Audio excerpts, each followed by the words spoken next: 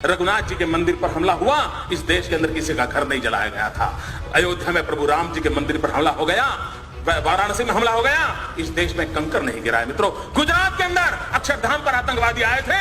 मित्रों, गुजरात ने बंद रखा था, लेकिन गुजरात में अक्षरधाम के बाद एक कंकर तक नहीं पड़ा है। लेकिन कुछ लोग हैं इन चीजों को भूल जाना चाहते हैं, सच्चाई को उजागर करने की उनकी हिम्मत नहीं है मित्रों, और इसलिए झूठी बातों को लेकर के हिंदुस्तान की जनता को गुमराह करने में लगे हुए। और मित्रों, कैसी हरकतें हो रही, आतंकवाद ऐसे नहीं बढ़ रहा है। आतंकवादियों के हौसले उतने बुलंद नहीं है जितने कि हम जितने रास्ते तैयार कर देते हैं जो आतंकवादियों को चलने काम आ रहे हैं। मुझे बताइए, गुजरात के अंदर एक इशरत जहान नाम की लड़की को, आतंकवादी लड़की को हमारी पुलिस के साथ एनकाउंटर हो गया। अब उसको मार गिराया। आपको मालूम होगा, वो दिन याद कीजिए, सारे दुनिया के 5 स्टार एक्टिविस्ट मोदी पर टूट पड़े थे साहब कि एक नौजवान लड़की को मार दिया, निर्दोष लड़की को मार दिया, गोली से भून दिया। ये खुद आतंकवादी है, यहां तक चले गए। इतना ही नहीं मित्रों, इस प्रदेश के अंदर 5 स्टार एक्टिविस्ट कुछ मीडिया के मित्रों ने उसे एक बहुत बड़ी शहीद के रूप में उसकी जनाजा निकाला था। चद्दर चढ़ाने चले गए थे, चद्दर चढ़ाने चले गए थे, और एक पार्टी के नेता 1 लाख रुपया देकर के सब किया था, सब कुछ किया था। मैं चुप था, वैसे भी मैं ज्यादा बोलता नहीं। मैं सही जगह पर, सही भाषा में, सही समय पर बात करने का आदमी। सुबह शाम चीख कर हुए अखबार की जगह खराब करने की मुझे आदत नहीं।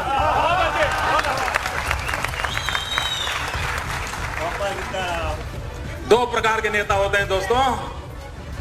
कुछ नेता हैं जिनको सिद्धि में विश्वास है, कुछ नेता हैं जिनको प्रसिद्धि में विश्वास है।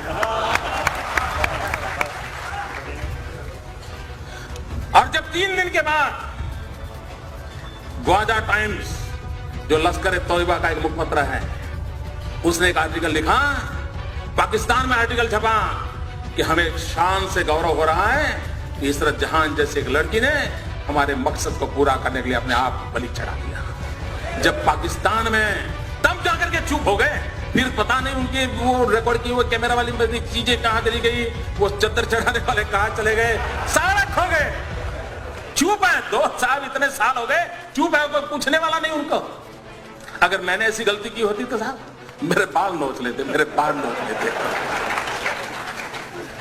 इशरत जहान, मित्रों, अभी एक टीवी वाला बता रहा था कि किसी ने किसी लड़की को बम रखते देखा। मैं नहीं जानता वो सत्य क्या है। लड़कियों का उपयोग हुआ था। जिस दिन गुजरात ने इशरत जहान के एनकाउंटर में हत्या की, अगर महाराष्ट्र की पुलिस जाग जाती तो शायद ये लड़कियां बम रखने के लिए मैला नहीं होती। लेकिन आपको परेशानी है, आपको निर्णय करने नहीं है, आप डरते हो। मित्रों, ये घटनाएं होती है जब ऐसी बयानबाजी होती है, इस प्रकार के जनाजे निकाले जाते हैं, चद्दरें उड़ाई जाती हैं, 1-1 लाख रुपया चढ़ाए जाते हैं, तब जाकर के आतंकवादियों का हौसला बुलंद हो जाता है कि यार कुछ तो अपने रिश्तेदार यहां हैं, अपना काम चल जाएगा।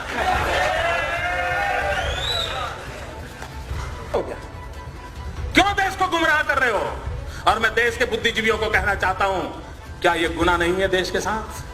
क्यों उनका हिसाब नहीं मांगा जाता है? अगर मोदी गुनाह करता है तो आपको अधिकार है, और मैं सामने से कहता हूं अधिकार है, आप मेरी खाल उतार लीजिए। लेकिन देश के हित में और लोग जो पाप कर रहे हैं उनसे भी तो देश को प्रशिक्षित कीजिए। कहीं दायित्व तो नहीं है हमारा? मैं इन कलम के धनियों को कहना चाहता हूं, देश की ये मांग है। मित्रों, अभी आसाम के चुनाव हुए, आसाम के चुनाव के अंदर जिसने आसाम को लहूलुहान कर दिया वो उल्फा ओपनली कांग्रेस पार्टी को चुनाव जिताने के लिए समर्थन में मैदान में था। उल्फा जो आतंकवादी एक्टिविटी करता है, जो निर्दोषों को मारता है, किडनैप करता है, आप उसको चुनाव के अंदर आपका राजनीतिक फायदा हो रहा है, इसलिए उसका आप किस मुंह से आतंकवाद के खिलाफ लड़ोगे?